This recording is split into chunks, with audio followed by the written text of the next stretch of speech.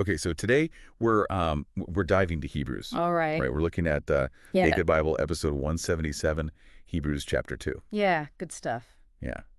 And one of the big themes is this whole idea of like the superiority of Christ that comes up, right? Yes.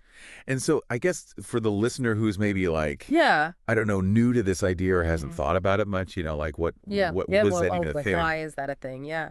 Well, so it's interesting because the context that the writer of Hebrews is writing in is a context where, especially in the Roman world, you had all of these, Yeah. these hierarchies, right? Yeah.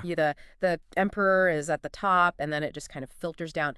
Right. And so in a sense, you have this understanding that some beings are superior to others.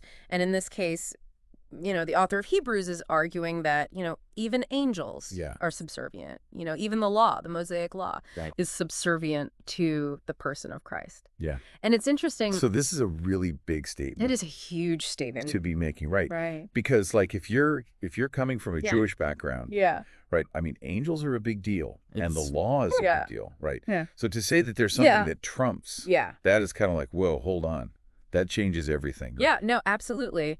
And the episode, specifically points to Hebrews 2.1415, Okay. which is a passage where the author is arguing that Jesus shared in flesh and blood Right. so that by his death, he might destroy the one who has the power of death, that is the devil. That's heavy, Yeah. right? Like this is That's not just like an abstract yeah. theological idea. Yeah. This is like about power. And Absolutely. It's about, the core human experience Yeah. of suffering, the core human experience of like we're all gonna die. death. Yeah.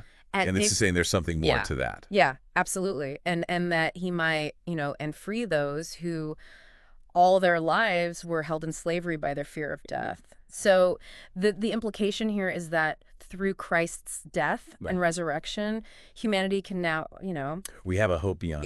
hope beyond death. Okay, so let me ask you this then, because Yeah. there's this other thing that comes up, which I Yeah. think is really fascinating. Yeah, It says the fallen angels right. can't be saved, Can't be saved. and that Christ's sacrifice was specifically for humans, Right. right? Yeah. What do you make of that? Well, so the author of Hebrews, I think he draws on what we read in the Old Testament. Okay. Right. And he says that Jesus, became human to save the offspring of Abraham. So it's very specific. It's very specific. And so there's a sense in which he is saying that, Christ came to redeem a specific people group.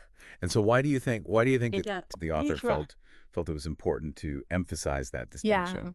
Because there were probably a lot of different ideas floating around Okay. about who Christ came to save. Gotcha. Was it just for the Jews? Was it also for the Gentiles? And this idea that he came to save the offspring of Abraham, it kind of hints at this idea that there's a specific purpose behind Christ's mission. Okay. And it raises questions about the nature of salvation itself. Yeah.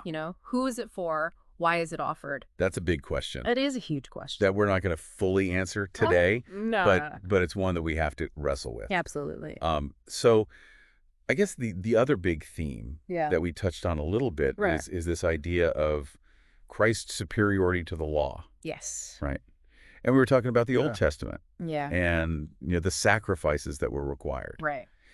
And it seems like what the author of Hebrews is saying is that Christ's sacrifice was so unique, so powerful, that it kind of transcends the need for the law in a sense. Exactly. It supersedes It it. supersedes it. Yeah.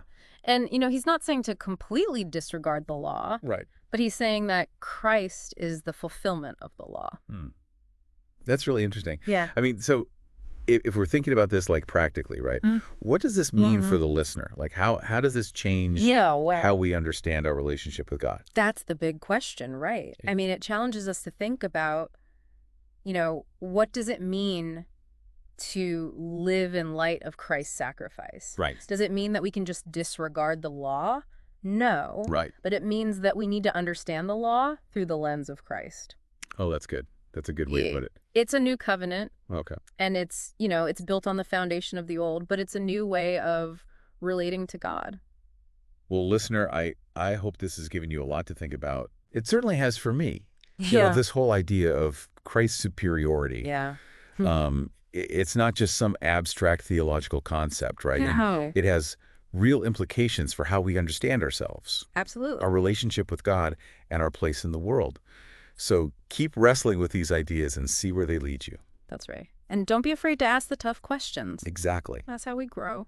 Absolutely. All right, until next time. See ya.